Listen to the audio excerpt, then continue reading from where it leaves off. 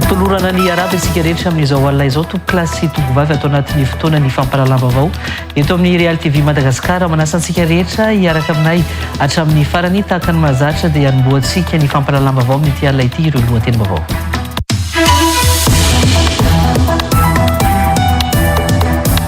Fatantsingevana tao anatin'ny tatatra tena akaiky ny trano fonenany androany tamin'ny sivora maraina teo izy Dikael ilay tovolahy raiky amby 20 taona tsy hita nanomboka ny alatsinainy 9 Jolay ariva rehefa nivoaka ny trano andeha hividy fahana finday.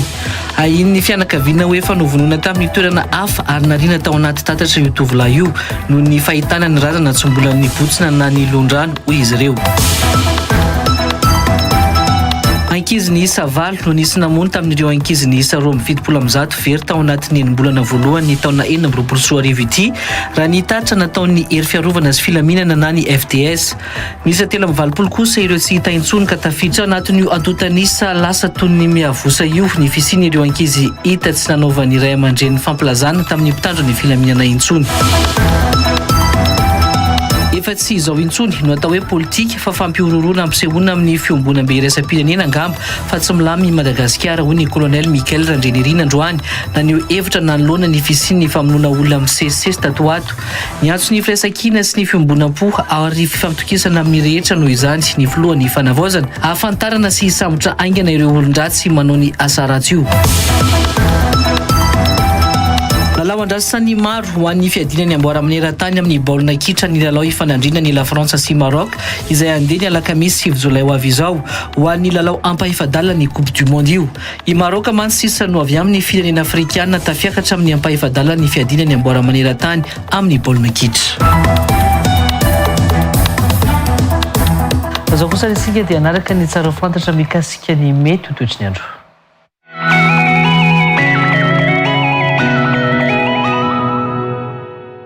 Orange vous présente la météo.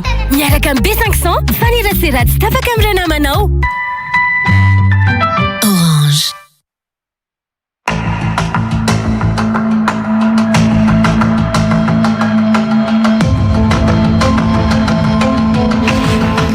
Ampiarana indray tompo-klasy tompo-vavy no entina erabanantsika rehetra any tokantrano any amin'izao fotoana izao izay atao anatin'ny famparalam-baovao eto amin'ny Real TV Madagasikara makasika ny toetrandrontsika ho an'ny rampiso dia vinavinaina mbola itoy ny rotsakorana ny ao amin'ny ilana tsinana ny Madagasikara ao raha omaina kosa nefa ny faritra sy sambony ndao ho fantarisika amin'ny antsipria makasika an'izay mety ho toetry ny andro izay dia araka izao hitantsika izao raha ho an'ny fotany sy ny atao fianaran-tsoato dia vinavinaina iverina aloha zany ny zavona ny voamaraina fa hisava tsikelikely eny kosay ny tolakandro vinavinaina mbola itoy izay rotsakorana izay ho anareo ato amin'ny ilana tsinana ny Madagasikara ato ikisaka kely arsika any nosbe any no anomizantsika an'izay mety ho toetry ny andro izay dia isy aloha zany ny orana tandrifindrahoana ka mandina ny 20 hatramin'ny 30 degré celsius ny maripana fandraiky amin'izay faratoka kosa ary iverenantsika ireto fatra sisa ambiny eto Madagasikara ireto dia ibaliky ny masoandro ho anareo any Toliary ny any Mahajanga sy ny tapany avaratr'i Madagasikara raha ifanimby kosa nefa ny rahona sy masoandro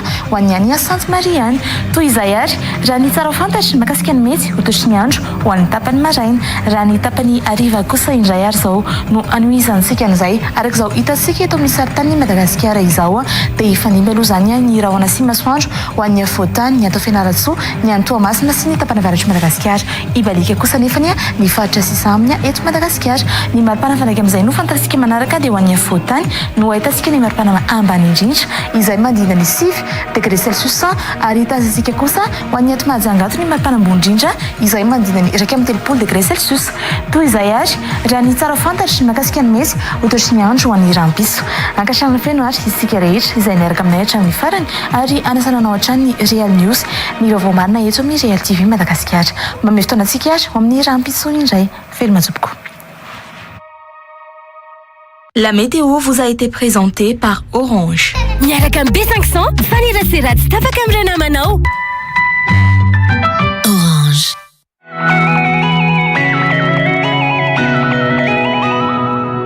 Mialohan'ny tena anarany ny antsipirian'ny vaovao dia iverenantsika ho arana vetivety ireo lohateny.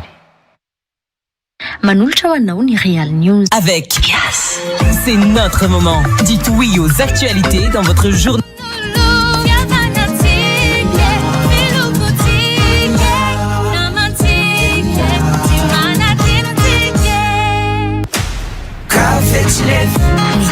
café tsy mety lefy. Étoile Color Ita Diogo eo amin'ny Super J en face ny Mafiteky na koa amin'ny bâtiment La Bouffe. Étoile Color loko mateza manamora ny fiainagnanao. Tady varavarana mafy tsara endrika ary maharitra ve ianao? Vidino ny Hueden.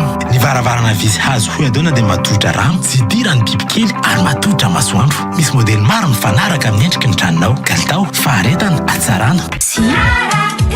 Andao hanao vacances Scofield Travel Pikarakara Voyage Fantadaza Antsouyarni 038 05 509 32 na 032 03 377 30. Marina mofa ny patte courte primo dia misy amin'ny endriny spirali ary torti. Misy amin'ny lanjany 10 grammes sy 10 kilao ny patte courte primo. Primo, manger devient encore plus un plaisir. Pour nos travaux, comme les infrastructures ou les fondations, nous faisons confiance à Global Ciment. Global Ciment, un avenir bâti solidement. Isamarainy, io ny fotoana mamy indrindra ho anay. Tsironendrika ho zaraina amin'ny namana, miaraka amin'ny fondise. Lasa tantara mamy ny fotoana rehetra. Inona butentsika androany? Fondise, Partager une Touraine, c'est encore meilleur. Découvrez toute la gamme de gaufrettes Touraine. Touraine, à croquer, à savourer, à partager. Effraction, cambriolage, agression, protégez-vous. Confiez votre sécurité à un professionnel du métier. Des agents sélectionnés et bien formés vous seront confiés. Fortement équipés, ils seront prêts à intervenir à tout moment. Prime Defense Security, le meilleur allié pour votre sécurité. Alors, partout où vous êtes, étudiez depuis chez vous. Rejoignez la formation à distance de l'UPRIM. Inscrivez-vous à l'UPRIM la plus proche de chez vous. L'inscription peut se faire également à distance. Contact 020 85 215 03 034 11 215 08. Investissez dans une valeur sûre. Choisissez UPRIM.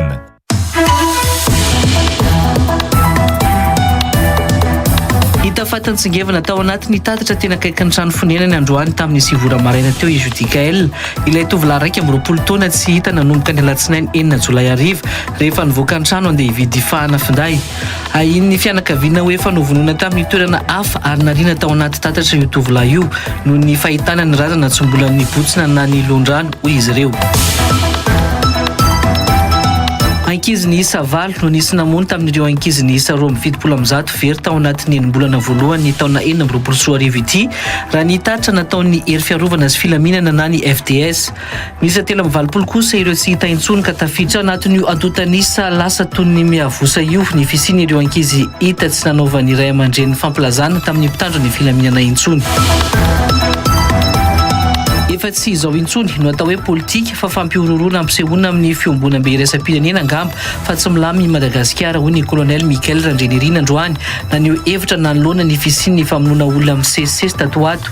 Ny antso ny firaisan-kina sy ny fiombonam-po ary fifampitokisana amin'ny rehetra noho izany ny filohan'ny fanavaozana ahafantarana sy hisambotra aingana ireo olon-dratsy manao ny asa ratsy io. Lalao andrasany maro ho an'ny fiadinany amboara amin'ny eran-tany amin'ny baolina kitra ny lalao ifanandrina ny La Frantsa sy Maroc izay andeha ny alakamisy 7 Jolay ho avy izao ho an'ny lalao ampahefadalana ny Coupe du Monde io. I Maroc mantsy sisa no avy amin'ny firenena afrikana tafiakatra amin'ny ampahefadalana ny fiadinany amboara amin'ny eran-tany amin'ny baolina kitra. Idiratsika vetrany ny antsipriany vaovao amin'ity alina ity ny vaovao mahakasika ny trangam-piarahamonina aloha no mbola tena misarika ny sainy ny mpanara-baovao sy anomboantsika ny fampalalam-baovao amin'izao alina izao. Ny ohaka tao anaty tatatra 50 metatra miala ny trano fonenany no nahitana ny nofomangatsika ny Judikael. Ilay tovolahy raiky amby 20 taona tsy hita nanomboka ny alatsinainy ariva teo raha ny nambara ny fianakaviany tamin'ity androany ity. Vonolona ny anina natao no nahazo any Judikael raha ny nambara ny fianakaviany atrany. Tsy mbola simba ary mbola tsy mibotsina mantsy ny razana tamin'ny nahitana azy androany ka heverina ho naterina ora vitsy ny alohany nahitana azy teo amin'io tatatra io ho ihany ny fianakaviany ny atoandro teo. Ndeha rahantsika ny antsiprian'izay hoentiny menjanahary eo amin'ny sary ny Ezeka Hermalala. Mbola manao akanjo izy, mbola manao akanjo tsara izy. Io zany le sarany tao io. Io oka ohatra zao. tatsy andrefa natatsy any io de ty izy lefa nakary ny anina tany. Teto amin'ity tatatra ity no nitsingevana ny nofo mangatsika ny Judicaël ilay tovolahy raiky amby 20 taona nanaova ny fianakaviany fikarohana rehefa tsy hita nanomboka ny alatsinainy 9 jolay lasa teo. Monina eny Antomadinika izy ireo ary teny ihany no nahitana io nofo mangatsika an'io. Tsy lavitra ny trano fonenany Judicaël no nahitana azy. Mpiara-monina nipetrapetraka manakaiky ny tatatra no nahita ny razana nifangaro tamin'ny fako androany maraina tokony tamin'ny 7 ora. Izany hita tao amin'le tatatra tao andrefana teto tanàna ihany rehefa mipopy eo andrefana eo de olona teo akaiky le manodidina teo zany nahita anazy de niatso amin'izay hoe jereo fa sao de izy ty satria efa niely be le omba mitady de nijerevana moa zany izy rehefa tonga tao bese sy ny be masa de nahoaka de tena izy marina de nrazana moa zany zao mbola lasa nentina ny morokany ananina any atao autopsie. Tsy nisy ninona very tany amin'ny Judicaël hoy ny nentoany. Rehefa hita izy de nioaka ny nahitana azy ny telefony mbola tany tanany mbola tany posiny mbola vola 10,000 mbola tany posiny koa de izy nioaka ny nahitany olona azy nahitana iretraretra anazy zany nioaka tao anaty tatatra. Ahiny fianakaviana honinina novonoina nefa i Judicaël ary naterina teo amin'ny toerana nahitana ny nofo mangatsika an'io hoy ny fianakaviany.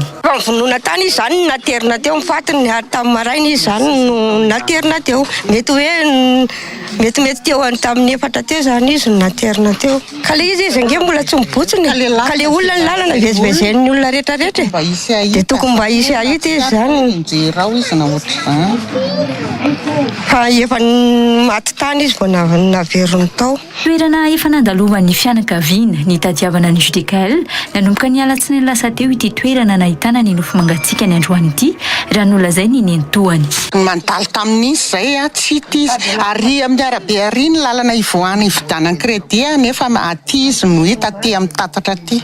Rehefa vezivezen'ny fianakaviana rehefa tonga trany anala mahitsy de le izy lalam-bahoaka. Tsy ivona moa fa nivoaka ariva andeha hividy crédit no nivoahany ity tovolahy raiky amby 20 taona ity ny trano ny alatsinainy 9 jolay ariva.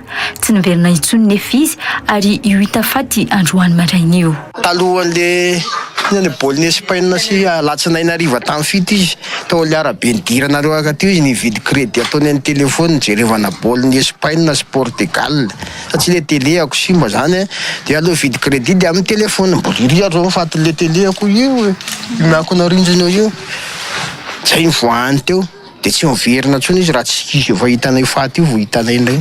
Nitohy foana ny fitadiavana ny Judicaël hoy ny fianakaviany androany. Mbola nandeha foana ny findainy rehefa nantsony hatramin'ny omaly atoandro. Maly tamin'ny 7 natsona de maly tamin'ny 20 tsy nandeha tsony. Misonna fa tsy mandray izy tsisy mandray fa misonna fotsiny fa tsisy mandray. Fa tokony anala fanadinana baccalauréat amin'ity taona ity Judicaël hoy indrainy. Nanaova ny fianakaviana antso avokoa ny hijerena ny trangana azo ny Judicaël io. Raha eo amin'izay vavao ny tranga mpiara-monina izay hatrany ireny mpianakaviana iray roa amby 30 taona no ahiny ny fianakaviany nisy namono tao an-trano fonena ny teny Ambohitsoa Ankazolava Omaly. Narary ary natory tao an-trano mantsy io avan'io no nisy namono.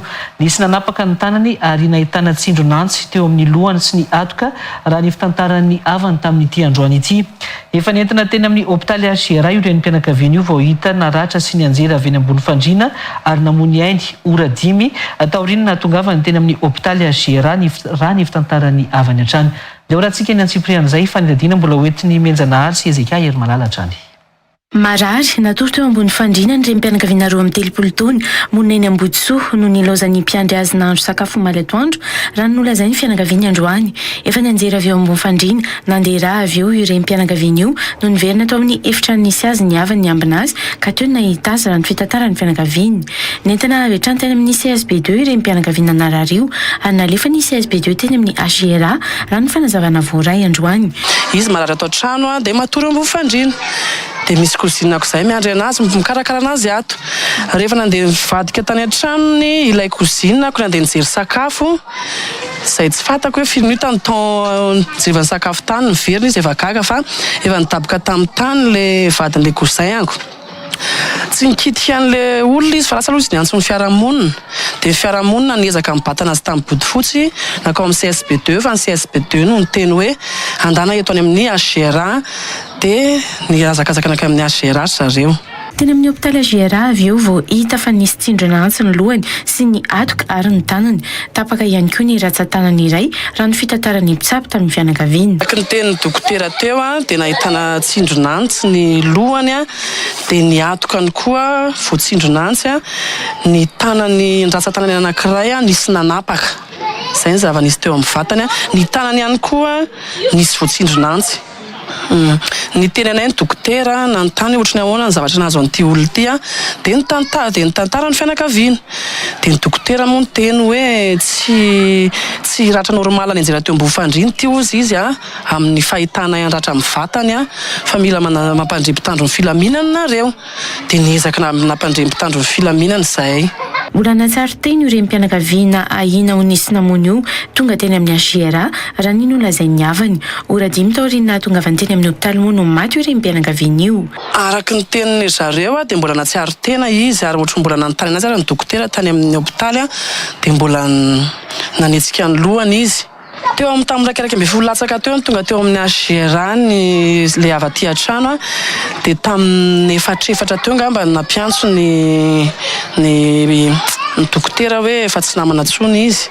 Andranomasina no niresahana vaviny namony ainy tamin'ny mpanao gazety androany toy ny namono akoho matsy ny namonona ny havany ho ity farany. Efa mahazo anay izao mararany tsy mamono alika, mamono biby, mamono akoho, mamono raha vavinay. Tsy hoe izay akory hoe mpiavo avy aty avy any alavitra izay avy any androy nefa ny atao tetediko ohatrin'io ny zandrinay atao tetediko ohatrin'io. Efa mandeha moa ny fanadihadiana ary mbola miandry ny mpitandro filaminana vao afaka hidirana ny trano nisehony loza raha ny fanazavana.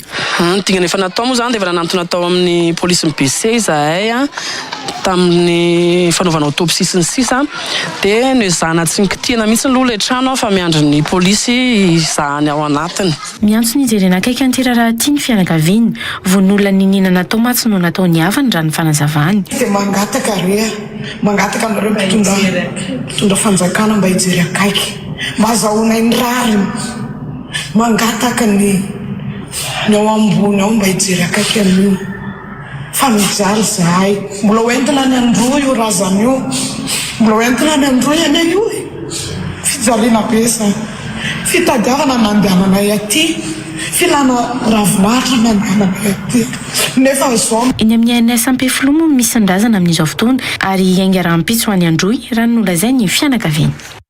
Fa tovolahy iray 20 taona no voasambotra teny ilazaina Nosy Avaratra tamin'ity tolakandro ity. Voalaza ho saika hangalatra tovovavy 17 taona ity tovolahy ity.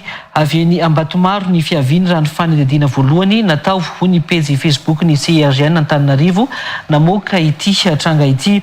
Mbola mandeha moa ny fanadihadiana ahafantarana izay tena marina momba io raharaha io raha ny fanampy mpanazavana hatrany. Indeo rahantsika avy hatrany ny akon'izay. Niparitaka tao anatin'ny tambazotra tserasera ny tolakandro teo ny horonan-tsary milaza fa lehilahy iray nikasa angalajaza nosambory ny mpitandro ny filaminana teny lazaina Anosy Avaratra.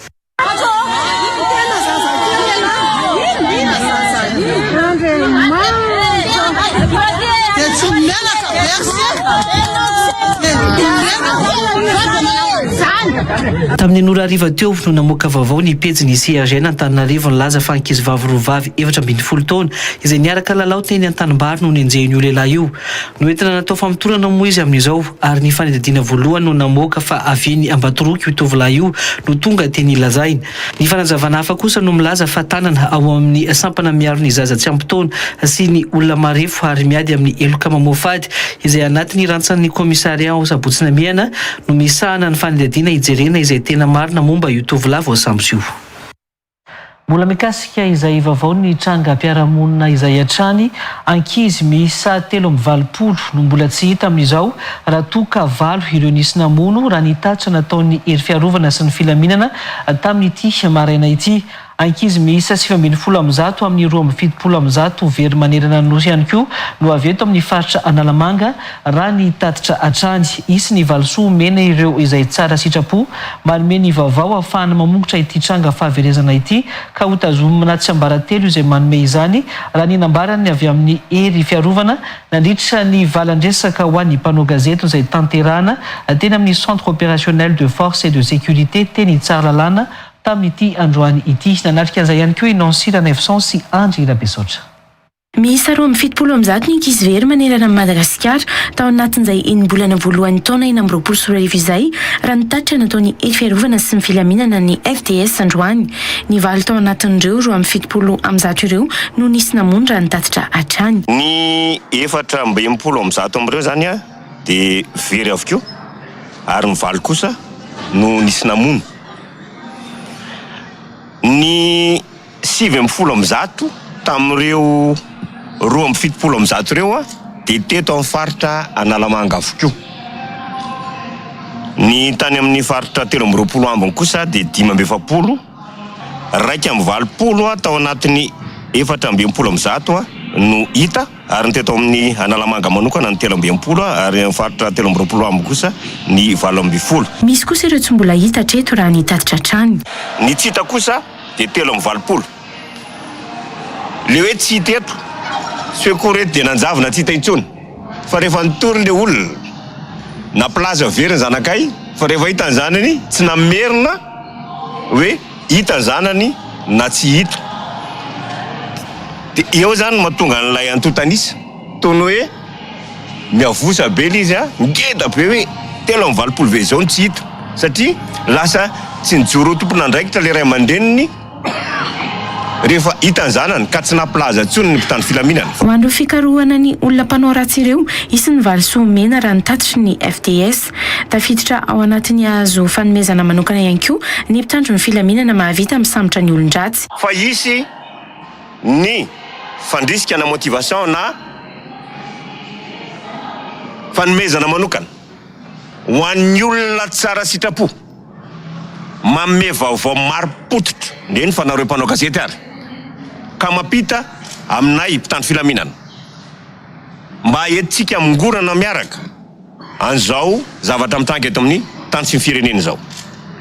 Tsy ireo mpanome vaovao ihany fa na mpitandro filaminana ihany keo anatin'izany a ny polisy pirenena, ny gendarmerie pirenena, ny miaramila, zay mentsehatra, zay natsonandro atsonalina ka maritratra ihany koa andren'olona ireny a dia azo an'izay fanomezana manokana avy amin'ny filoham-panjakana Colonel Michael zay filohan'ny fanavoazan'ny Repoblika Madagasikara. Hotazomina tsy ambaratelo zany ka azo atao ny manantona na miantso avy hatrany andro mpitandro ny filaminana anohizana ny fanadihadiana hoy tsaramonina Jean Victor. Ary manome toky faharovana tanteraka izy ary manome antoka faharovana ireo olona manome an'izany loram-bavao zao. Amin'ny sokatra avokoa zany a ny birao ny mpitandro filaminana na ny makany amin'ny marambily nareo na makany amin'ny polisy nareo na makany amin'ny zandary nareo a dia manana manomboka zao numéro finday an'ireo mpitandro filaminana rehetra amin'ny fokotany izay misy atsika fa matetika tsy ao anatin'ny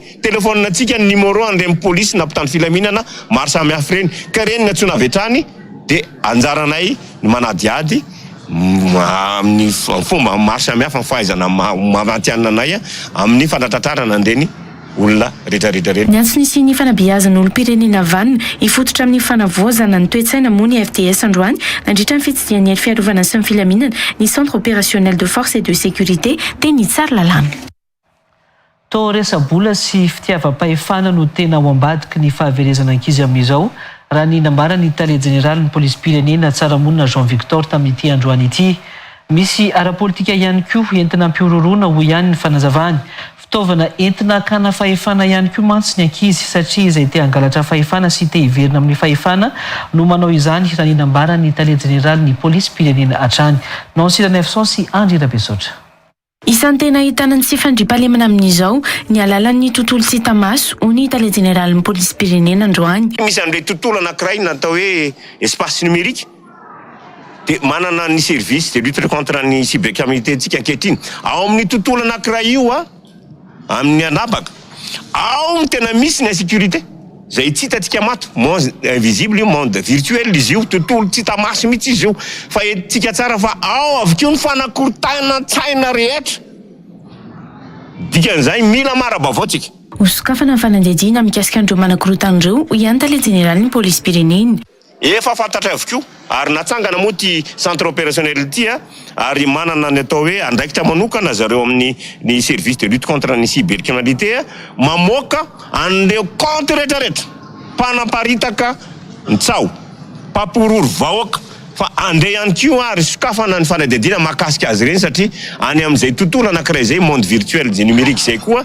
de tena miteraka insécurité ary fanakorotanana betsaka ataon'ireo zay tsy valara sy tsy vanina isandreo antony ao ambadika ireny fahaverezana-ankizy amin'izao ireny ihany koa ny fitadiavam-bola sy ny fitiavam-pahefana ho ihany tale général ny polisy pireneny toatsapa kehitriny rehefa mandinika ny antony na tonga an'ireto loza ireto de to resa-bola sy fitiavam-pahefana no antony ao ambadika ao anatiny ihany koa moa le ara-tsi-panahy mety au règlement des comptes ihany koa hoe fomba anankiray famonoana bibiana afahako manao valifatiny hafa de vonoko taperiko ny ainy tena misy ary tsy azo laviny zany nanamafy ny tale général ny polisy pirenena fa misy ara-politika entina ampirorona ihany koa ao ambadika ao fa misy ihany koa ara-politika ao ambadika ao tena hoentina fampirorona satria misy ihany koa amin'ny ara-panahy zay tsy azo lavina fa misy ny teandrobaka fahefana de zay ny afatry ny ombiasa fa mila manao sorona ary zazakely mbola tsy manatsiny no alaina de zanakitsika zany ngamba tsetsehtsika zany satria izy ty fahefana te verina amin'ny fahefana te angalatra fahefana de ny zanakitsika no ataony sorona misy zany na ny ara-nofo na ny ara-panahy de hitatsika miariary fa lasa to fitaovana zaza entina angalana an'izany fahefana zany ho an'ireo tsy valara averiko sy ireo tsy vanina nefa de olo-pirena takitsika ireny ny antso ny tokony anarahany iray aman-dreny maso ny zanany ihany koa moa ny tale général ny polisy pirenena androany mbola vaovao mifandraika amin'izay resaka tsy fandriam-pahalemana izay hatrany tsy misy intsony ireo tokony hampiasa girofara satria misy mialokaloka amin'ny fampiasana azy ireny ireo mpangalajaza raha ninambara ny Italia général ny polisy pirenena androany tsy maintsy isavaina ihany koa na iza ireo mampiasa concarde sy girofara ary atao ampanajana ny fisavana ho iantry ny fanampy mpanazavana saika amin'ireo toerana efa azahoana loharanom-baovao kosa no tena misy ireo mpitandro ny filaminana manao ny fisafona ary misy amin'izy ireo no manao ny fanamina sivily ho iandry ny Italia général ny polisy pirenena Nancy 900 Angela Besotra ireo toerana efa azoana loharanom-baovao no tena andehanan'ny mpitandro filaminana amin'ny fisafona ataony izay efa nanomboka omaly raha ny fanazavana nentin'ny Italia général ny polisy pirenena androany misy ihany koa ireo mpitandro ny filaminana manao fanamina sivily midina an-kianja efa misy répartition mifamparitaana an'ireny amin'ny toerana maro samihafa araky ny loharanom-baovao hoe aty ny toerana fanaovan'izy ireo de ny zalony alefa aloha misy amin'izy ireny manao teny civil tsy fatana mihitsy ary efa ampahafantarina meloha an'ireo tsy valara tsy vanin'ireo fa ao anatin'ireny fiarahamonina reny de misy polisy tena maramila gendarme manao teny civil ary tsy fatamy mihitsy miara-misosy amin'ireny de azagaga raha ohatra ka hoe misy fisamborana nataon'izy ireny fa ireo moa no hitatsika aloha tokony apetraka ihany koa ny andro masompokin'olona ary efa nomena baiko ny talepatra amin'ireo hery fiarovana sy filaminana rehetra amin'izay fiara-miasa izay fanentanana mba ametrahana iridénomisena amin'ny teny frantsay ny andro masompokin'olona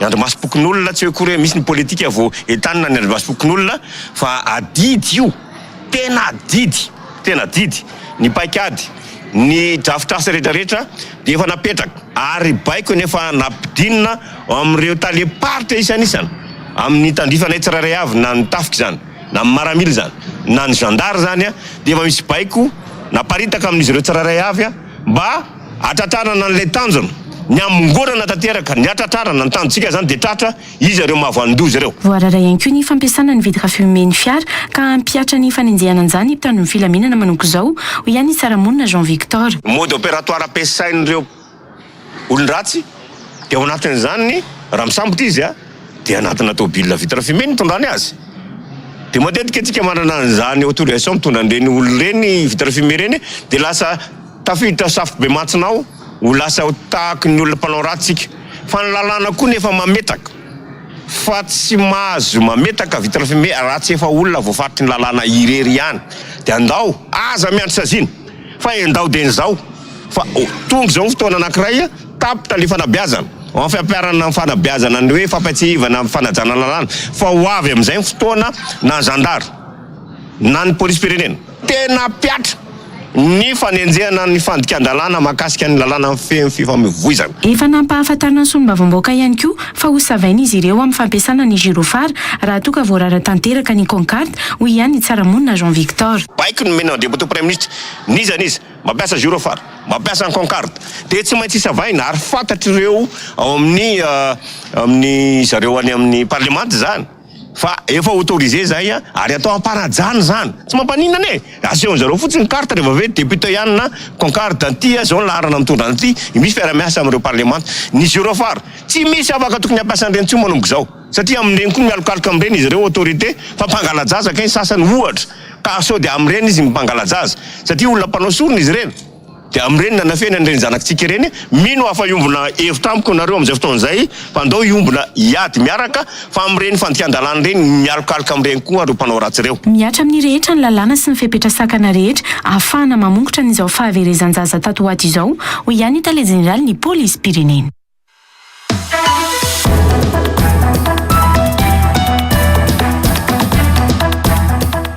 Vahiny fandaharana l'invité du jour anio alarobia 20 jolay 2024 amin'ny 7 alina ny mpandinika fiarahamonina sady mpanabe Gérard Ramamampiona manasana ohatra anaraka izany. Atozantsika avetrany ary ny fampirahalam-bavao amin'ity alina ity. Miantso ny fiara-miasa amin'ny vahoaka sy ny mpitandro ny filaminana mba hifanome vaovao mikasika ny tranga fakanakirina sy ny famonoana-ankizy mety iseho ny filohan'ny fanavaozana ny kolonel Mikael Randrenirina Androany. Asa fampirorona mantso no misy mba hampisehoana ny fianakaviam-be iraisam-pirenena fa tany tsy milamina eto Madagasikara hoy ny filohan'ny fanavaozana. Tsy misy aizana andresany mazava izany mihitsy nefa fa tsy maintsy ho tratra izay tena ao ambadika ny famonoana ny zanaka malagasy amin'izao fotoana izao io ho iatran'ny filohan'ny fanavaozana Androany taoriny ny fitsapana lahelo sy ny fampiononana ireo fianakaviana izay nanana ny maty manoloana ny tranga famonoana amin'izao fotoana izao. Arahantsika ny antsipriany vaovao. Efa tsy politika intsony ny zava-misy amin'izao fa fampirorona hoy ny filohan'ny fanavaozana ny kolonel Mikael Randrenirina raha nitondra ny faneho-kevitra mikasika ny fahaverezan-jaza sy ny famonoana zaza amin'izao. Efa tsy zao intsony atao hoe politika. Efa tsy politika intsony izao fa zao atao hoe fampirorona amin'ny teny vahiny hoe terrorisme. Efa zay ny zavatra misy hoentina ampisehoana amin'ny communauté internationale angambany sa hoentina ampisehoana amin'izy hoe tena tsy milamina i Madagasikara. Zava-miseho efa nisy tamin'ny taona 724 sy 2024 io zava-miseho amin'izao io hoy ny kolonel Mikael Randrenirina.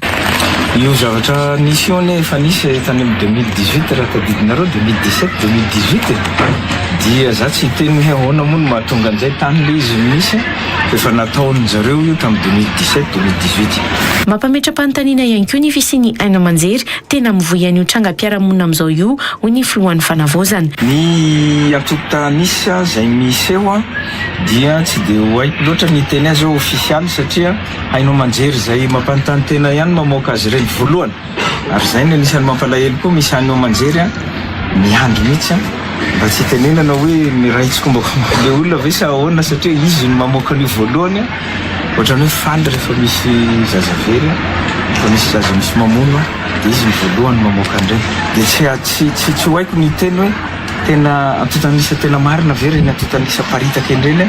Miantso ny firaisan-kina sy ny fifamitokisana ny filohan'ny fanavaozana. Zavatra teneniko amin'ny vahoaka malagasy fotsiny dia ny fiantsoana ny firaisan-kinantsika ny fiombona-po ny fifampitokisana dia mba ny iarahantsika mahampandre miara-miasa amin'ireo force de l'ordre reo polisy sy gendarme sy tafikatsika reo mba hafantarana mba hatratrarana isamborana haingana amin'ny fomba malaky izay olony ratsy manao asan-devoly eto amin'ity firenena malagasy ity. Izay no anaovanay antsoavo Androany mikasika an'io zava-misy io fa tsy misy maizina andresy ny mazava izany. Manome baiko ny mpitandro ny filaminana hanangana ny système d'alerte pour enlèvement ihany koa ny filohan'ny fanavaozana. Dia mbola mangataka amin'ireo mpitandro filaminana ireo manome baiko moa izany mba hamoronana koa toy ny any Frantsa so fianatra manko any Frantsa misy an'ilay ataontsika hoe système d'alerte zay izy alerte enlèvement zay ny anarany any Frantsa. Azotsika atao eto zany raha vao misy zaza very dia hatramin'ny fiangonana mipaika lakolosy ny président fokotany mitsoka kiririoka mba afantaran'olona misy zaza very any mba ahafahantsika miaraka miady amin'izao zavatra zao. Namerina ny antso ny mpitandro filaminana andraindraikitra ny filohan'ny fanavozana iarahana miady amin'ny zava-misy amin'izao. Ho antsika rehetra izay manana renseignement manana information mikasika an'io zavatra io any aza misalasala miantso ny tompon'andraikitra na mampandre anay izay manana ny contact anay mba ahafahantsika miady any akaingana amin'ny zavatra tsy mety eto amin'ny firenena toy izao. Manao antso avokoa mifananganana ny andro masom-pokon'olona. Ny andro masom-pokon'olona isaky ny fokotany zahay eo amin'ny fiadidina ny fanavozana ny repoblika dia vonona hamatsy vola an'ireny andro masom-pokon'olona reny mba hijorony maharitra sady hiasany mba ho tsara kokoa moa zany ny vokatra omeny. Nanatanteraka ny adidiny na mango fahoriana nampaheran'ireo fianakaviana nanana zanaka maty tato ho ato ireo moa ny filohan'ny fanavozana androany. Isan'izany ny fankahirizana amin'ny fianakaviana Ijoary hita faty teny Antsobolo Ambatomaro, teo ihany koa ny famanginana ny fianakaviana Ifetra tsy hita nanomboka ny 20 Jona ary hita faty teny Tongarivo Tanjombato ny alahady 5 Jolay lasa teo ary tsy maintsy nalevina ny 9 Jolay lasa teo noho ny razana efa simba. Teo ihany koa ny famanginana ny fianakaviana Celestin lehilahy maty teny Amboanjobe. Ny filohan'ny fanavozana mivady niaraka tamin'ireo mpikambana ao anatin'ny gouvernemanta mandrafitra ny OMC moa no nanatanteraka an'ireo adidy ireo androany. Fa mila omena sazy faran'izay enjana ny olona tratra sy tompon'andraikitra amin'ny fangalarana sy famonoana ny zaza malagasy amin'izao raha ny nambarany filohan'ny antenimiram-pirenena sy teny Irandrena Solonyaiko androany. Mila fandraisana an-tanana faran'izay entitra eo amin'ny mpitandro ny filaminana ihany koa ny fiambenana ny vahoaka malagasy manoloana izao zava-mitranga eto amin'ny firenena izao ho ihany ny filohan'ny antenimiram-pirenena RTS Toliara. Miantso ny malagasy rehetra hifarimbona amin'ny tsarana ny abibiana misy amin'izao manoloana ny fangalarana sy ny famonoana ny zaza malagasy ny filohan'ny antenimiram-pirenena sy teny Irandrena Solonyaiko androany. Mampalahelo ny zava-misy io satria famonoana ny zanaka no atao ho ihany ny filohan'ny antenimiram-pirenena. Zavatra mampalahelo eto amin'ny firenena aloha satria resaka hala-jaza zany aina no resaka eto ainy vahoaka malagasy zany zavatra sady tena mampalahelo. Ny anahy fotsiny angamba dia miantso ny malagasy rehetra mba hiara hiombona andraindraikitra na ny miaramila zany na ny fitsarana zany na ny vahoaka malagasy rehetra mba ampitsaharana zany habibiana zany. Tokony ho saziana faran'izay entitra ihany koa ny olona fantatra sy tratra fa tompon'antoka amin'io zava-mitranga amin'izao io ho ihany ny filohan'ny antenimiram-pirenena. Reheto ny olona tsatra amin'izany zavatra zany dia tena engaviana mihitsy ny fitsarana hanome sazy faran'izay hendrana indrindra satria fa tsy olombelona zany zavatra manao an'izany zavatra zany satria tsy vitany hoe mangalatra zaza fotsiny zareo fa vonoiny le zaza amiko fa tsy olombelona zany mendrika azy angamba ny sazy farany ambony indrindra. Anana ny anjara toerana ao anatin'io ady amin'ny tsy fandriam-pahalemana io ny antenimiram-pirenena raha ny nambara ny filohan'ny antenimiram-pirenena. Fa efa manafaingana ny fitsarana ny antota taratasinady momba ny fangalaran-jaza izay misy amin'izao fotoana izao ny fitsarana hony avy amin'ny ministera ny fitsarana. Isy ihany koa ny fandraisana fepetra momba ireo compte fako izay manaparitaka vaovao tsy marina ho ihany avy amin'ny ministera ny fitsarana. Tsy lefitra amin'ireo mpanao asa ratsy manao alajaza amin'izao izay miteraka savorovoro ny fitsarana ho ny toy ny mpampanolalalana voalohany eo anivon'ny fitsarana omaly nandritra ny valandresaka ho an'ny mpanao gazety sy niarahany tamin'ny Emonat. Ndeo arahantsika ny fandedina mahakasika an'izay. Tsy lefitra amin'ireo manao ny asa fangalarana zaza amin'izao izay entina anaovana ny asa fanakorontanana amin'izao ny fitsarana fa tsy maintsy andray fepetra sy ny fampiarana ny lalàna hoy ny avy amin'ny ministera ny fitsarana omaly. Hoentika ary tsy ilefitra ny fitsarana fa dia anatanteraka ny lalàna manan-kery ary ampiatra ny lalàna satria ny fitsarana dia anisan'ny mampiatra ny lalàna ka dia tsy andefitra ary dia hitaky ny fampiarana ny lalàna farak'izay ambony sy enjana ho an'ireo olona izay manatanteraka izao asa ratsy sy ho an'ireo izay tsy mataotody mbola mieritreritra na efa nanatanteraka an'izao zavatra mamoafady misy eto amin'ny firenena izany. Efa anatin'ny fanafainganana ny fitsarana ireo antota taratasinaty momba ireo tranga ireo ihany koa ny fitsarana amin'izao ho ihany nambarany. Manatanteraka ihany koa ny fanafainganana ny fitsarana an'ireo antota taratasinaty izay mahakasika an'izany fangalaran-jaza famonoana ny mpiarabelona amintsika izany ny eo anivon'ny fitsarana. Andriafapetra ihany koa nefa ny fitsarana amin'ireo compte fako manaparitaka vaovao tsy marina milaza amin'ny fahaverezan-jaza izay miteraka savorovoro ho ihany avy amin'ny ministera ny fitsarana. Kosa nefa ny manamaky fa dia andray fepetra ihany koa ny fitsarana ho an'ireo olona izay mamafy vaovao tsy marina milaza fa misy ny zazavery kanefa dia zavatra foronina fotsiny izy ireny misy zany arak'izay hitantsika tany Dego ka dia eto dia manentana antsika mba tsy ho alaim-panahy hanao an'izany anaparitaka vaovao tsy marina mba hampisavorovoro ny sain'ny malagasy piraitan-drazana ka dia mametoky antsika ny eo amin'ny fitsarana ny eto amin'ny fampanaovana fa dia andraidraikitra feno mahakasika izao raha izao. Omalina andritra ny valandresaka ho an'ny mpanao gazety moa no ny antsony avy amin'ny fitsarana ihany koa ny mba ho tony anatin'izao tranga savorovoro eto amin'ny firenena izao. Fa mikatona avokoa ireo toeram-pisotroana rehetra manomboka amin'ny 7 alina raha ny toromarika napetraky ny lehibe ny fileovan'ny polisy eto Antananarivo Andriasy Ivony Maminjanahary. Tsy tokony hivoaka amin'ny alina ihany koa ireo latsaka ny 12 taona ary hitondra karapanondro ireo rehetra tsy maintsy hivoaka amin'ny andro alina raha ny nomariany hatrany. Isy ny fanaraha-maso atao amin'ireo toerana fandraisam-bahiny sy ny toerana misy fivoriana ho iantry ny lehibe ny fileovan'ny polisy eto Antananarivo tao anatin'ny valandresaka ho an'ny mpanao gazety Nansirana Efson sy Andra Besotra hatrany. Manamafy ny fanaraha-maso an'ireo toerana rehetra misy fivoriana sy ny trano fandraisam-bahiny ary ny toerana fivarotana zava-pisotro amin'ny alina ny lehibe ny fileovan'ny polisy eto Antananarivo raha ny fanambarana nataony androany.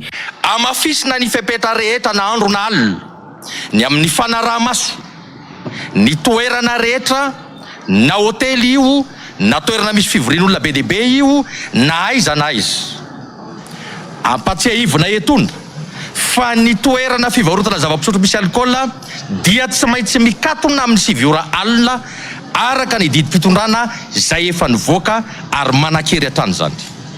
Entitra ny fanaraha-maso amin'ny alina na ho an'ireo toerana fandraisam-bahiny na ho an'ny fivezivezena amin'ny alina. Tsy tokony hivoaka amin'ny alina ihany koa ireo zazalatsaky ny 12 taona ary tokony hitondra karapanondro ireo rehetra mivoaka amin'ny alina raha ny nomariny ihany. Naovana antso raha azo atao aza mivoaka amin'ny alina ny zaza tsy ampy taona latsaky ny 12 taona. Ny olom-pirenena tsirairay rehefa hivoaka amin'ny alina hoeto ny karapanondrom-pirenena. Raha misy antony manokana isika ny asa mandrara sy ny fivelomana tsara isika miaraka maromaro araka ny voalaza antany jeneraly polisy-pirenena teo misy ny hery fiarovana sy fandriam-pahalemana manao fanamina misy tsy manao fanamina na izany na tsy izany mila mitandrina isika sao de misy misoloky. Manentana ny ray aman-dreny indray tanana ny zanany ihany koa ny lehibe ny fileovan'ny polisy eto Antananarivo amin'ny fahavitany fanadinam-panjakana raha ampitso. Entanana ny ray aman-dreny mba handray tanana ny zanany manamafy ny tenandreo atao le jeneraly polisy-pirenena teo tapitra rapitso ny fanadinam-panjakana BPC alaivo ny zanatsika eny amin'ny voteram-panadinana tsirairay. Ny hery fiarovana sy fandriam-pahalemana dia efa misy fepetra manokana ny amin'izay fanaraha-maso ho an'ny zanatsika rehetra izay. Azo atao ny mifaly, azo atao ny miala voly, fa kosa tena tompon'andraikitra ny tsirairay ny amin'ny fametrahana filaminana sy fandriam-pahalemana. Manao antso amin'ny vahoaka rehetra sy ireo mpitondra fivavahana mba samy indray andraikitra amin'izao ady iraisan'izao ihany koa ny prefektura n'Antananarivo. Manao antso ho an'ny vahoaka rehetra izahay hanome tanana ny fitondram-panjakana hametrahana filaminana sy fandriam-pahalemana iombonana hatreny fotony. Anaovana antso ho an'ireo ray aman-dreny rehetra mpitondra fivavahana isam-piangonana anentana ny kristianina tsika amin'izay fandraisana andraikitra izay.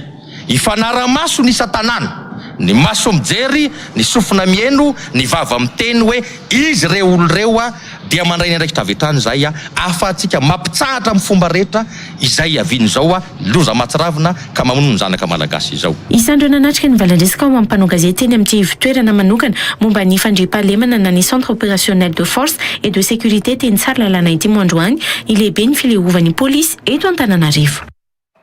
Fa iray tamin'ireo olona manana toe-tena varira miisa 10 nisy naka ankeriny teto Madagasikara tamin'ny taona 2024 ity sisa no azo velona hoy ny filohan'ny fikambanana albinos Madagasikara. Niakatra hatrany ihany koa ny isan'ireo zaza na olona manana toe-tena varira maty nisy namono tao anatin'ny 5 taona farany raha ny fanampy mpanazavana azo hatrany. Marary ny mandreny tranga misy amin'izao ka antony ny fananganana ny toerana fanabeazana ireo olona izay manana toe-tena varira hoy ny vadiny filohan'ny fanavozana ny Repoblika Elizara Andrenirina nandritra ny fametrahana ny vato fototra ny toerana fanabeazana varira tao amin'ny komina Ankily Omaly. Leona Jodriampara no hitatitra ny vaovao mahakasika an'izay. Tsy nitsahan-tombo nisan'ny fakanakeriny zazavarira tao anatin'ny 5 taona farany hoy ny filohan'ny albinos Madagasikara Soja Fulgence. Ho an'ity taona 2024 ity fotsiny maty avokoa ny 7 tamin'ireo folo niaran'ny fakanakeriny tao anatin'ny 7 volana hoy ny filohan'ny fikambanana. Tamin'ny taona 2024 dia nisy tranga 5 ny fahakalana varira 7 no maty. Tamin'ny taona 2024 raiky amby 20 no maty. Tamin'ny taona 2024 4 no maty. Tamin'ny taona 2024 teo 93 no maty. Amin'izao taona telentsika zao 10 ny tranga 7 no maty. Maharary ny mandreny fampijaliana ireo manana toe-tena varira ireo hoy ny vadiny filoha fanavozana Repoblika Eliza Andrenirina. Raha malala zava-mitranga ankehitriny eto amin'ny firenentsika mikasika ireo sokajin'olona varira. Malahelo aho maharary ny aiko amin'ny fanenjehana amin'ny fampijaliana.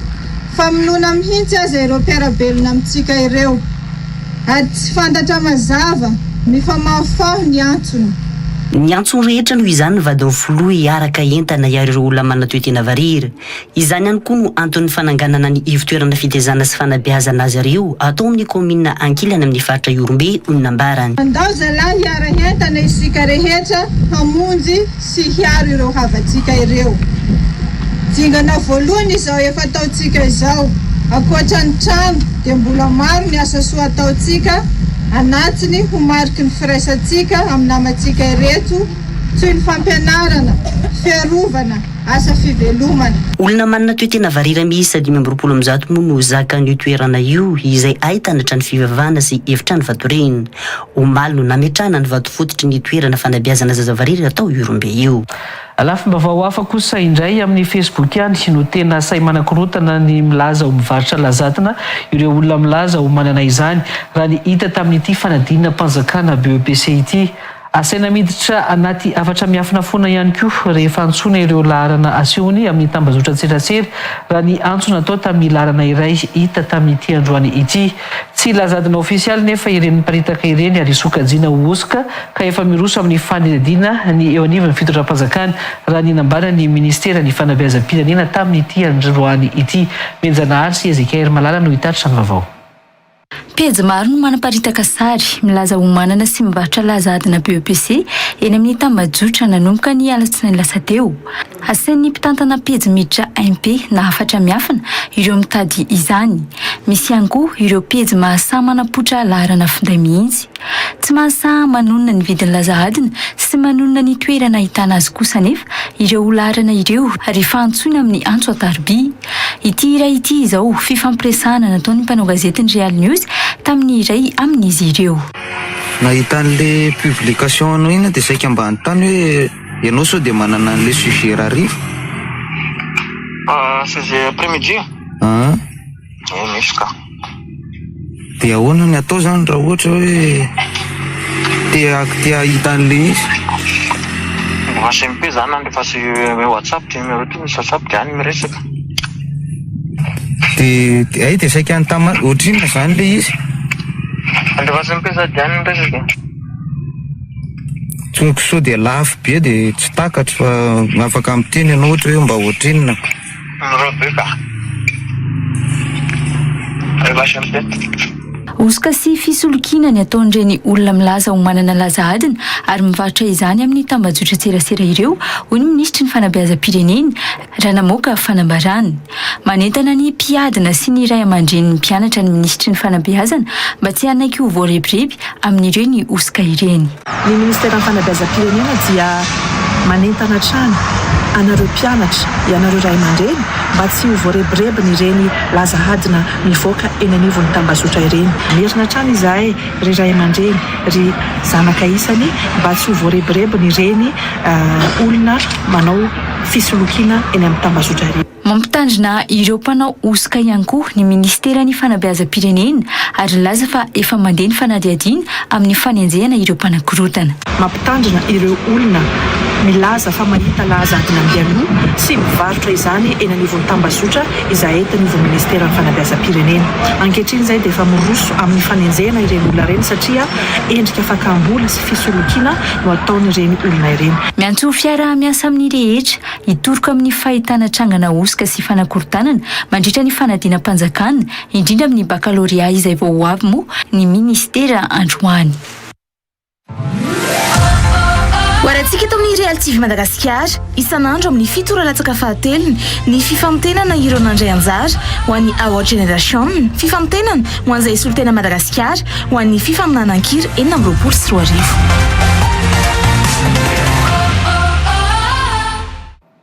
Fahatozantsika ny vaovao eo amin'ny vaovao mahakasika ny fanatanjahantena Argentine, Suisse, Norvège, Angleterre, Belgique, Maroc, France ary Espagne. Ireo no firenena valo farany tafiditra amin'ny dingany ampahefadalina ny fiadina ny amboara eran-tany amin'ny taranja baolina kitra. Omaly dia nahazo ny tapakila io ihany koa Be Celeste any Argentine rehefa nandresa ny Egypte tany amin'ny minitra farany rehefa nitarika 2-0 ny Pharaon. Tany amin'ny fandakana ny Tirobio kosa vao afaka tamin'ny Colombie, Suisse rehefa nandresy 4-3 raha alsala 8-0 tao anatin'ny fepotona ara-dalàna. Dia orantsika ny fitan'izay rehetra izay. Nivoaka sempotra vao afaka tamin'ny Pharaon Egypte i Argentine tompony amboara fara nandritra ny ampavalindala ny fiadina ny amboara eran-tany. Tany amin'ny minitra fara mihitsy vao afaka ny ekipa Lionel Scaloni raha efa nitarika 2-0 ny Pharaon. Teo amin'ny minitra 10 nampitsikobana ny arady voalohany Egyptiana tamin'ny alalan'ny Ibrahim. Nitady izay anasalana nisa ny Be Celeste fatsanetana hita isa mihitsy teo amin'ny fizaram-potoana voalohany. Nahazo penalty Messi teo amin'ny minitra 20 saingy voasaka ny mpiandra izany ka nijanona rainy ohatra ny isa hatramin'ny fizaram-potoana voalohany. Teo amin'ny fizaram-potoana faharoa aza mbola nampiny Zico indray izany saingy nolavina rehefa nojerena tamin'ny VAR.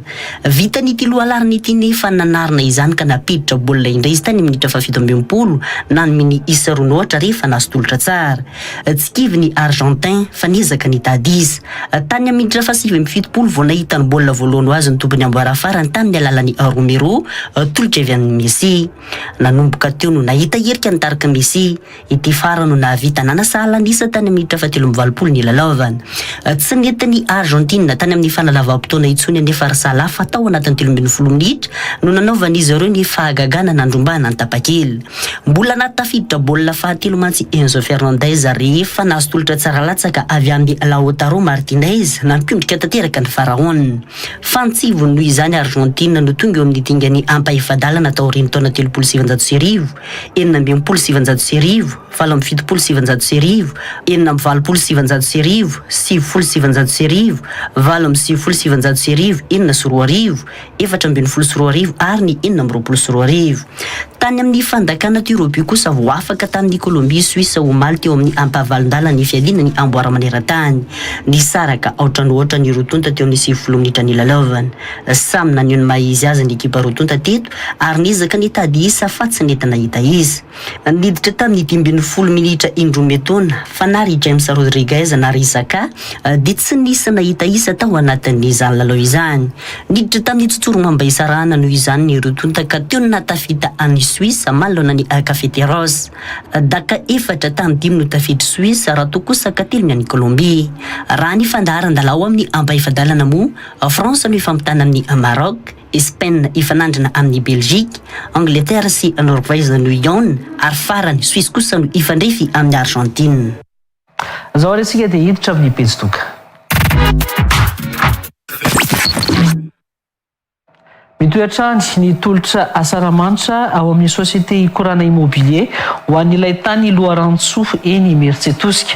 Ny tombony voalohany dia afaka manana ny taninao ianao amin'ny fandoavana tsikelikely ny vidiny hatramin'ny 12 volana tsy misy zanabola. Ny tombony faharoa raha toa ka ataonao indray mandeha mandomo ny vidiny tany dia 15 tapitrisa ariary ny loha iray. Ny sabotsy 2 jolay 2024 avy izao no visite organisé farany ho an'ilay tany eny Mertsetosika ko fandredian'izao ary ny toeranao amin'ny 7 vora maraina moa ny fiaingana ao amin'ny 100 kilona ny leader price no zato andrefana ka tongava maro ndeha hoanantsika ny fanampanazavana mahakasika an'izay. Andeha isika iteto fotoana vetivety alefy saran-tsaina eritaona aty aoriana isika.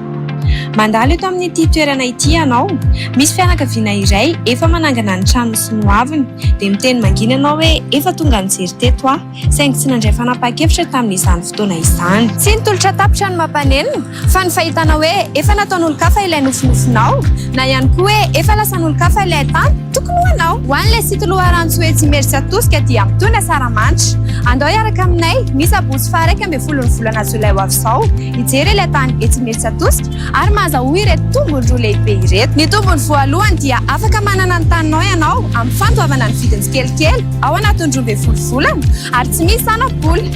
Tsy misy sanabola. Ny tombony faharoa kosa dia raha toa ka alohanao indray mandoa ny vidiny tany izany hoe paiement cash dia afaka misitraka fihenam-bidy hatramin'ny 15 tapitrisa ariary ianao. Averiko tsara 15 tapitrisa ariary ary azo titre foncier ihany koa ianao afaka fotoana fohy. Fantatra tsara fa izany vidy tany izany dia fotoana manandanja iray ho an'ny fianakaviana satria dia manome lova ho an'ny taranaka, fandaminana ny hoavy ary fametrahana harena sarobidy ho an'ny fianakavianao. Nandritra izay taona maro izay dia efa manjatony ireo olona nametraka fitokisana ny ikorana immobilier amin'ny fahazahoan'izy ireo tany ao anaty saina milamina tanteraka. Anjaranao indray izao ny sabotsy ho avy izao ny visite organisé farany eny Mertsetosika amin'ny ity tolotra asaramanitra ity. Io sabotsy 9 volana jolay ho avy izao io no fotoana farany ahafahanao misitraka ireo tombontsoroa lehibe ireo. Amin'ny 7 ora maraina fotoanasika eo amin'ny 100 kilo na leader press amin'ny 100 andrefana. Averiko indray eo amin'ny 100 kilo na leader press amin'ny 100 andrefana ny fotoana ny sabotsy ho avy izao amin'ny 7 ora maraina fiaingatsika. Ho anareo any amin'ny faritry ny RNN kosa dia amin'ny 10 ny fotoana eo amin'ny Jove na Mertsetosika. Ho anareo tsy eto Antananarivo mandefa Sasolitena mba ahafahanareo mijery ilay tany ary ahafahanareo misitraka izao tolotra saramanitra izao. Efa misy ireo fiaranomaninay hitondra ireo rehetra izay andeha amin'ny fiara iraisana. Aza velandalo fotsiny izao fotoana izao fa avy hatrany dia miantso anay mba ho famandrianao ny toerana ahafahanao mijery ilay tany. Manana tany mahaleo eo tena. Izao ny fotoana mety indrindra. Fa misokatra amin'ny fomba ofisialy ny Jovena Soa ao Ambatolampy izay toby fivarotan-tsolika fa 17 amzato anana ny Jovena. Vao miditra any Ambatolampy akaiky ny tobiny Zandary no misy ity tobi-tsolika Jovena vaovao ity ary misokatra manomboka amin'ny 4 ora maraina hatramin'ny 10 ora alina tafiditra ao anatin'ny fampandrosoana ny tanàna ny fisian'ny tobi-tsolika vaovao tahaka izao izay afaka mifaninana amin'ireo toby fivarotana solika hafa. Ndeha horantsika fanazavana.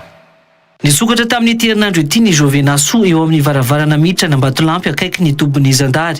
Fivarotan-tsolika tafiditra ao anatin'ny fampandrosoana ny tanàna ity hoy ny mpitantana. Ny tobi-tsolika sahala amin'izao zany dia lalan-draha iray raha oharina amin'ny olombelona mampifandray amin'ny Madagasikara ary zava-dehibe indrindra ho an'ny tanàna eto Ambatolampy zany ny fisokafan'izao satria ho fampandrosoana trany ny tanàna aloha voalohany indrindra ary faharoa manarak'izay ihany koa mba hifitohizan'ny fanohizan'ny olona ny dia na izy hianatsimo na azy hianavaratra. Zay ny zava-dehibe ny sokafan'izao station Jovena vaovao eto Ambatolampy zao satria fa 17 amzato ny station Jovena ity toerana ety izay nitokanana androany ity dia isorana manokana amin'ny tompon'andraikitra voalohany ny Jovena Madagasikara nametraka an'izao fotodrafitrasana goavana eto amin'ity tanàna Ambatolampy ity izao. Manana ny entana mety ilaina rehetra ao amin'ny botika ao amin'ny anko ity Jovena ao Ambatolampy ity raha ny nambara ny mpitantana. Ny mampiavaka azy Jovena indrindra ho antsika izay mpampiasa station zany dia mampiavaka azy zany ny resaka voalohany aloha ny botika. Misy ny rehetrarehetra mihitsy zany ny botika. Ny filatsika rehetra zany rehefa mandalo station Jovena tsika indrindra fa ny Jovena eto Ambatolampy dia nataony mihitsy zany hoe miahafa-po anareo mpandalo eo amin'ny zavatra rehetra izay filana ilanareo. Eo koa ny Point Chaud. Zany io karazana restaurant mihitsy zany afaka mandray any rehetrarehetra mbola misy na commande hatramina anniversaire sy ny sisa dia raisiny station so daholo zany eto amin'ity tanàna ny Batolampy ity ary zay ny tenenako hoe fampandrosoana ny tanàna ny fisian'ity station Jovena eto Batolampy ity. Misokatra amin'ny efatrora maraina ary mikatona amin'ny folora alina moa ny tombontsoloka Jovena so ao Batolampy io. Mandray vahiny isika ato anatin'ny fampalalama vao amin'ity alina ity vahintsika voalohany i Kokome avy amin'ny Forlife miarabanao Kokome. Faly miarabantsika rehetrarehetra, faly miarabany totsy dia faly miarabany mpanaraka ny Real TV rehetrarehetra. Ya, amin'ity alina ity ihany koa vahintsika faharoa Dina Soa mbola avy amin'ny Forlife ihany miarabanao Dina Soa. Faly miarabantsika rehetrarehetra ny tokantrano faly miarabany tojo ihany koa. Ny amboantsika ny resaka angamba toa dia hijanona atao amin'ny Dina Soa ny mahakasika ny Forlife inambarina moa zany izy io raha toa dia soana. Ny Forlife moa zany voalohany indrindra izy dia tsy fiangonana fa sehatra anankiray izay ahafahan'ny tanora rehetrarehetra mivelatra amin'ny mahatanora azy amin'ny lafiny rehetrarehetra mihitsiny raha hoe azavaina tsotsotra zany dia izay ny Forlife. Ao anatin'izay toa dia te-antany Dina Soa mijanona aminao ihany amin'izao fotoana izao maro ny hitantsika na ina amin'ny tambazotra serasera fotsiny ny ankizy ireo ataontsika hoe manana dépression na fitaitaina na fahoriana anaty ihany koa amin'izao fotoana izao mety hoe manana vahaolana manana sosikevitra mahakasika an'ireny ve ny Forlife. Tena marina mihitsy izay toza tena mankasitraka anao nametraka an'izay fantaniana izay fa tena ao anatiny atao hoe mission ratsorina any Forlife mihitsy ny resaka ohatran'izay indrindra moa eo amin'ny tanora be dia be mihitsy izao ny tanora manana izay hoe dépression tao anatin'izay hoe dépression izay anositra ny tompo tao anatin'ny Forlife ny tena kokoa moa zany dia afaka mijoro vavolombelany amin'izany tao anatin'izany dia tena hoe tao amin'ny Forlife no sitranin' Jesosy tao anatin'izay dépression izay ka tena hanetanana ny tanora rehetrarehetra mihitsy zany hoe andao hivavaka fa ao amin'ny Jesosy ihany no ahitana ny solution an'izay hoe dépression sy anxiété ny problème rehetrarehetra hatrehana. Ao anatin'izay misy ny ataontsika hoe ny karazana hetsika manokana izay ataon'ny Forlife zany anatsika be natao an'ny tanora ihany ve izy io ino ny hetsika izay karakarainareo io Kokome? Itsika ho karakarainay manaraka dia ny Heroes and Shine Atsirabe izay ho atao amin'ny gymnase Vatofotsy ao Atsirabe ny 18 juillet ho avy izao manomboka amin'ny roa tolakandro. Io hetsika io dia hetsika maimaim-poana ivavahana ho an'ireo projet ireo fikasana tsy tiantsika ho tanteraka amin'ny tapataona faharoa amin'ity 2026 ity.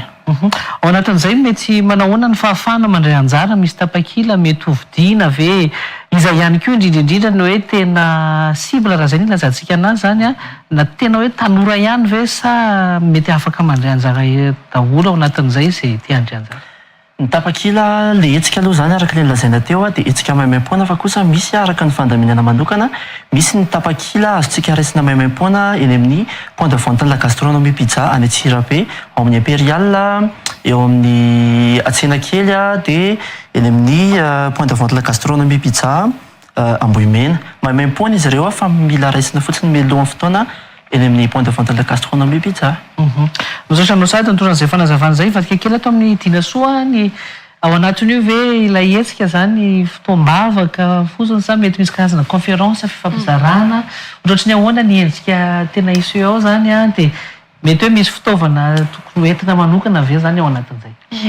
Rise and Shine moa zany dia tena fotoana mahafinaritra ahitana fiderana ahitana ihany koa partage tena mahafinaritra zany hoe tena hiaraka hifaly hiaraka hihira hiaraka hideritsika eo amin'ny fanatrehan'Andriamanitra le izy zany tsy zavatra hoe mahamona aminaina be raha ohatra lazaina tsotra fa tena fotoana mahafinaritra be mihitsy io fotoana io mamikasika ny hoe fitaovana manokana entanitsika rehetrarehetra hitondra karazana bloc note na carnet de note kely zany dia soratana ao anatin'iny zany mety hoe vision na mety hoe nofinofo manokana izay tiantsika ho tanteraka amin'ity tapataona faharoa ny 2026 ity satria mantsy ara-panahy ny fiainana tojo dia misy an'izay mihitsy ao anaty tenin'Andriamanitra ao amin'ny Habakoka toko faharoa andiny faharoa hoe soraty ny fahitana dia izay indrindra no anentanana antsika rehetrarehetra